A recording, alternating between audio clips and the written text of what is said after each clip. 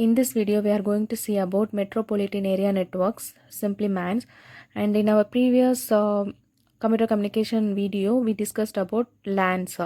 And the purpose of developing LANs is to communicate a data among two devices or two more devices within a specific limited area. And this MAN is designed to extend over an entire city. So it extends the area. So for that purpose, we developed this MANs. And here we use two important protocols for communication. First one is IEEE 802.6 and that is known as distributed queue dual bus, DQDB, distributed queue dual bus. And next one is switched multi-megabit data services, SMDS, switched multi-megabit data services, SMDS. First we see about this DQDB, distributed queue dual bus. The standard is IEEE 802.6 and this is designed to be used in MANs, and this is a protocol designed to be used in MANs, and the access method here is dual bus. So the important topics under this dual bus is directional of traffic, upstream and downstream stations, transmission slot and slots reservation. So we will see each topic in brief. So this is bus and nodes in DQDB. So these are the nodes, means it has two buses. Hence the name distributed queue dual bus protocol. So here this is uses two buses. One is bus B, another one is bus A. So each bus support traffic in only one direction. So direction of this traffic, each bus supports traffic in only one direction. The direction of traffic on one bus is the opposite of traffic on another. The bus B travel like this means bus A travels in this way. So opposite to each other but travels in only one direction. And another topic is upstream and downstream stations. And if you are considering one, means the station 2, 3, 4, 5 are downstream to this one. So considering this bus A, this travels along like this direction. So taking one as a reference mean 2, 3, 4, 5 all are downstream station to this station 1. So for considering bus A, 2, 3, 4, 5 are downstream station for station 1. And upstream downstream station concept in MAN is very important because we can transmit or we can communicate exchange the data between using downstream station only. So this concept is very important in MAN. So if you are considering one in bus A, 2, 3, 4, 5 are downstream. So in bus B, considering this 3 and 1 and 2 are bus A. In bus A direction, considering this 3, 1 and 2 are upstream stations, 4 and 5 are downstream stations. So this is the difference. 1 means all are downstream and this 3 means this 1 and 2 are upstream stations and 4 and 5 are downstream station. Similarly, consider station among considering this 3, 4 and 5 are upstream station, 2 and 1 are downstream station. So this is known as upstream and downstream stations. And also the station having only downstream means that is known as head of that bus. And the station having only upstream station only means that is known as end of the bus station. So here considering this bus A, 1 is the head of the station because it has all downstream station and no upstream station, and 5 is the end of bus. So the communication data transmission in DQDB, so the head of that station, head of the, here considering bus A, 1 is the head of this bus. So this one create a empty slot and this empty slot moves around this travel around this path, taking whatever the path this bus A take, the slot also move like that.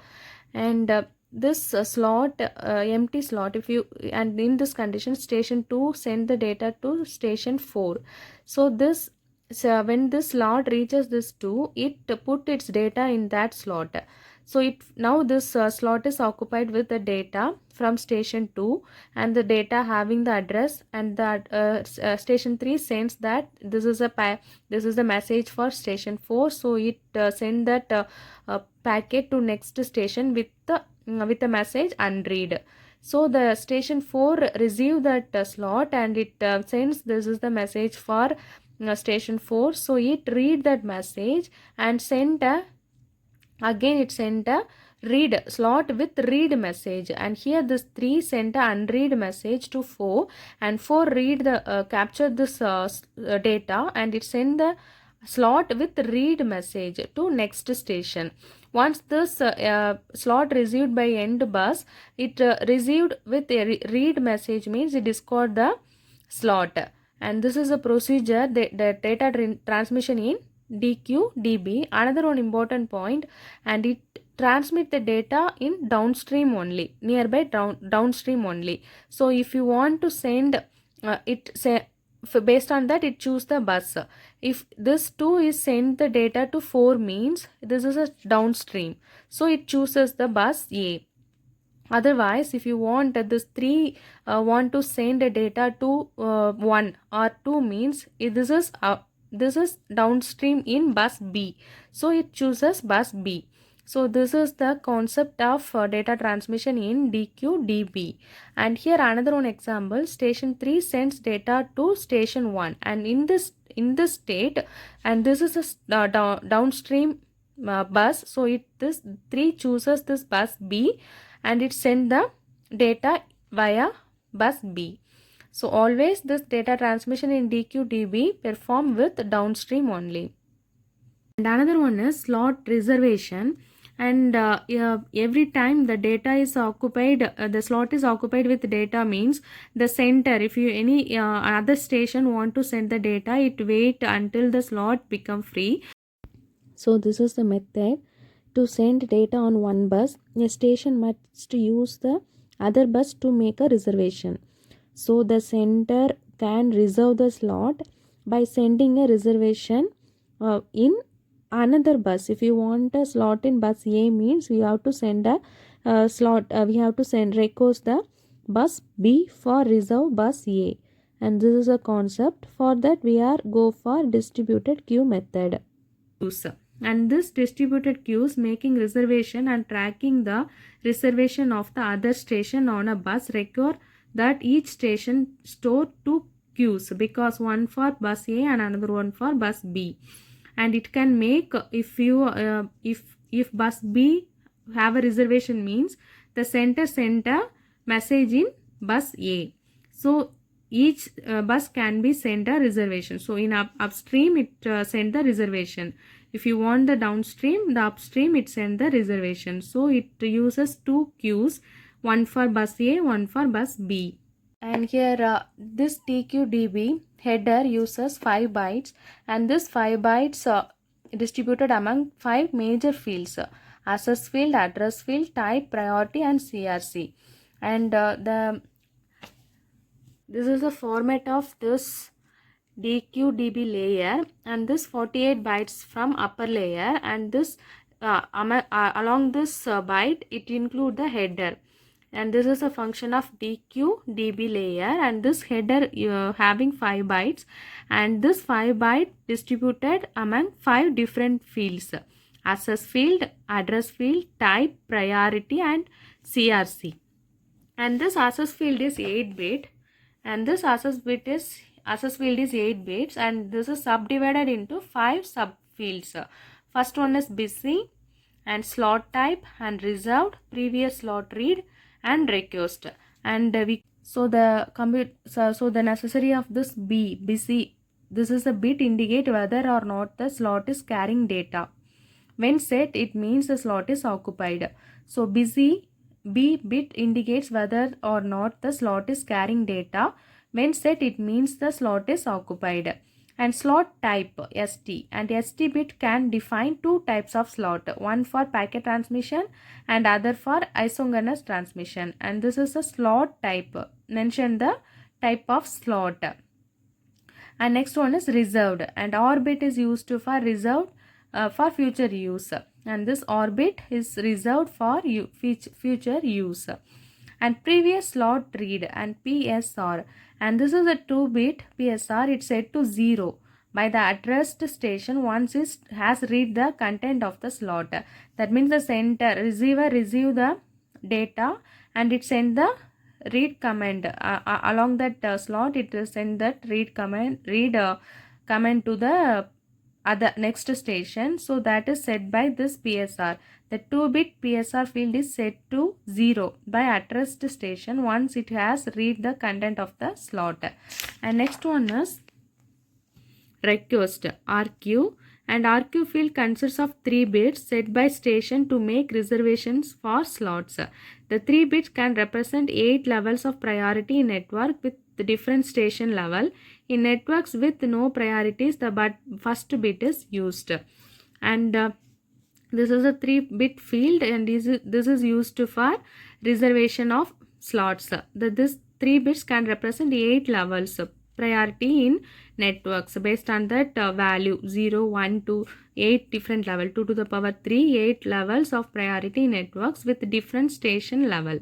In networks with no priorities, the first bit is used. So next field is address field, and this is a 20-bit virtual channel identifier to be used for MAN and WAN transmission.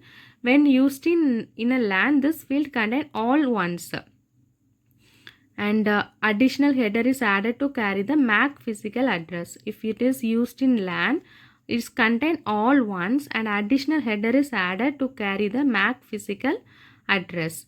And type field, and this is 2-bit field, identify the payload as user data, management data, or and so on. And type of this data is mentioned by this 2-bit type field. And priority field, and this also 2-bit, and this 2-bit priority field identifies the priority of the slot in the network that uses priorities. And CRC usually used for finding the error. And here 8-bit cyclic redundancy check we use here. This is 8-bit length. So this is the data format of DQDB layers. And another one is SMDS, that is switched multi-megabit data services. Switched multi-megabit data services, and this is used in MAN for providing high-speed communication. So the main purpose of this SMDS is high-speed communication. And in SMDS architecture, it uses interface protocol, that is SIP. SMDS interface protocol SIP in 3 levels, SIP 3, SIP 2 and SIP 1. And now we are going to see the function of this 3 layers. So this is level 3, and in this level it includes 2-byte header and 2-byte trailer for every. So totally 48-byte data we have, and the first 2 bytes are header and the last 2 bytes are trailer. And this header include ST, segment type, and sequence count and message ID. And for 2-bit for ST and 4-bit for SC, and the MID it has 10 bits. And 2-bit trailer it has LI, length indicator, and CRC for error checking, 6 bits for LI, 10 bits for CRC. And this is made in SIP level 3. And level 2, this is the main function of this SMDS, and here allot the DQDB in this level. So 48-byte section and header is added, 5-byte header is added in this level. In DQDB we discussed previously, we use 5-byte header in DQDB layer. So that header is added in this level 2 SIP. So here we add the DQDB MAC layer, and final layer is physical layer, and here we can mention the type of the transmission medium and signaling system. So in this level operated in physical layer, it determine the transmission medium and signaling type, encoding type, and this is known as SIP level in SMDS.